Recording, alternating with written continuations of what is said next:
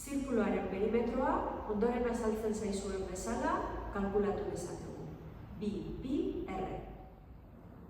Hormarloju honen perimetroa kalkulatuko dugu modu esperimental batean. Eta ondoren, lehenago ikusi dugun formularen bidez, emandako emaitza konparatuko dugu. Marka bat egingo diogu 12 zenbakiaren parean. Ondoren, erlojuak bira bat eman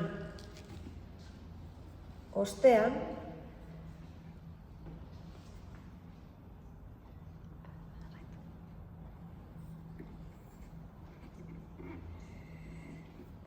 marka bi izango ditugu paperean. Horrela jakingo dugu azken pausuan lehenengo marra gorritik bigarren marra gorrira arte dagoen distantzia neurtuko dugu. Gutxi gora bera, 85 zentimetrokoa da berau. Erlojuaren diametroa ematen badizuet, hau da, 30 zentimetrokoa, jakingo al zenukete atera zaigun perimetro esperimentalarekin bat datorren neurri hau? Hemen dauzkazuen lortu ditugun neurriak.